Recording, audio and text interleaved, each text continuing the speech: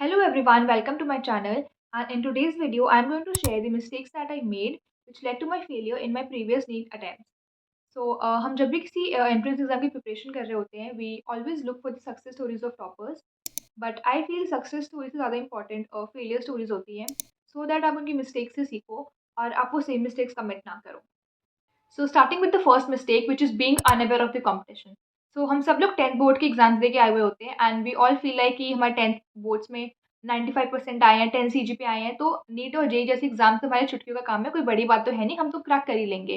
But no, 10th board के exams में बहुत सारे स्टूडेंट्स के 95% आते हैं एंड उसमें से भी बहुत कम प्रपोर्शन ऑफ स्टूडेंट्स हैं जो नीट या जेई जैसे एग्जाम्स क्रैक कर पाते हैं. सो इफ़ यू थिंक कि आप 10th बोर्ड्स में 95% ला के नीट क्रैक कर सकते हो, then no guys, you are wrong. So the next mistake is not focusing enough on NCERT. So हम जैसे ही 11th स्टैंडर्ड में एंटर करते हैं, हम लोग कोचिंग जॉइन करते हैं एंड कोचिंग में we are giving those modules and हमें डिटेल में नोट्स लिखवाए जाते हैं एंड फिर हम कोचिंग के नोट्स में बिजी हो जाते हैं. व्हाट आई फील इज जो कोचिंग के नोट्स होते हैं that is meant for concept clarity. आप उसे 2 से 3 बार पढ़ के कॉन्सेप्ट क्लियर कर सकते हैं, उसके बाद आपका एनसीईआरटी पढ़ना ईजी हो जाएगा. That is for sure. But आपका जो मेन फोकस है that should be on NCERT only, because NEET का पेपर अल्टीमेटली एनसीईआरटी से ही आना है. Next mistake is not doing enough multiple revisions, especially in subjects like biology, inorganic and organic, जहाँ पे आपको चीज़ें लर्न करनी होती है. इसमें तो मल्टीपल रिविजन्स मस्ट होती है for long term memory.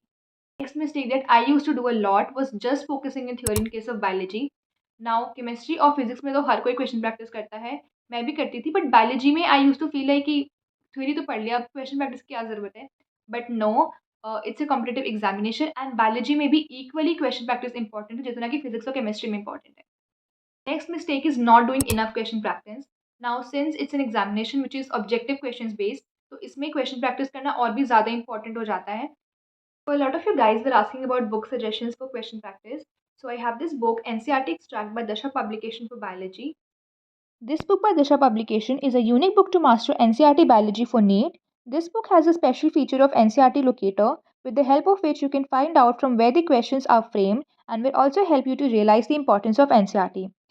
This book has a special feature of trend analysis, with the help of which you can find out how many questions came from that particular chapter. This book contains full NCERT in one liner format for a better revision. At the end of each chapter, lots of tips and tricks are given to make the subject even more interesting. This book covers more than 6,000 practice questions, PYQs, exemplar, and trend analysis to master biology. In this book, all types of questions are covered with 100% solutions. And NEET 2022, more than 80% questions were directly asked from this book. This book is also available for physics and chemistry.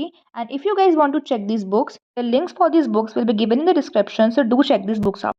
So the next mistake that I did was taking a lot of stress. Now जब mock test में number कम आते हैं तो of course stress तो होता ही है, but उस stress की वजह से फिर स्टडीज़ पे इफेक्ट पड़ता है और फिर और स्ट्रेस होता है. सो वैसे तो stress is not in our control, but at least we should try our best to control stress. Next mistake of mind was setting high targets. एक दिन में 15 घंटे, 17 घंटे और 5-6 चैप्टर्स के टारगेट्स रखना और फिर उसे कंप्लीट ना करना. नाउ आई वुड सजेस्ट कि आप जो प्रैक्टिकल टारगेट्स है वो सेट करो जो आप एक्चुअल में कंप्लीट कर सकते हो.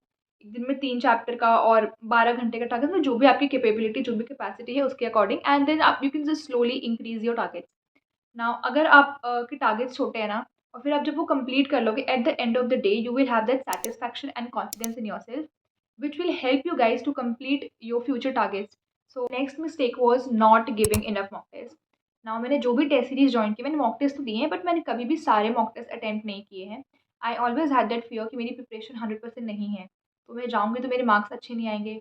बट ट्रस्ट मी, 100% प्रिपरेशन कभी भी नहीं होती है. नीट के टाइम पे मेरी 100% प्रिपरेशन नहीं थी, तो वो तो कभी नहीं आने वाले. बट मॉक टेस्ट तो आपको देना चाहिए, बिकॉज अगर आपकी प्रिपरेशन भी अच्छी नहीं है, एटलीस्ट आपकी प्रैक्टिस हो गई मॉक टेस्ट अटेम्प्ट करने की, and you will get to know कि आपकी आपकी वीक टॉपिक्स कौन से हैं and you can work on that. So preparation कैसी भी हो, just go and give the mock test. So the last mistake that I did was not asking doubts in the classroom. So एक होता है classroom के बाद जो doubt sessions होती हैं उसमें डाउट पूछना, तो वो तो मैं करती थी. बट यू नो जब क्लासरूम में टॉपिक चल रहा है उसमें कुछ डाउट है तो वो मैं नहीं पूछती थी, being an introvert kid. But you guys don't do that, because when it comes to studies, don't be shy and introvert. So yeah, that's it for today's video, and I'll be seeing you guys in my next video. Till then, bye.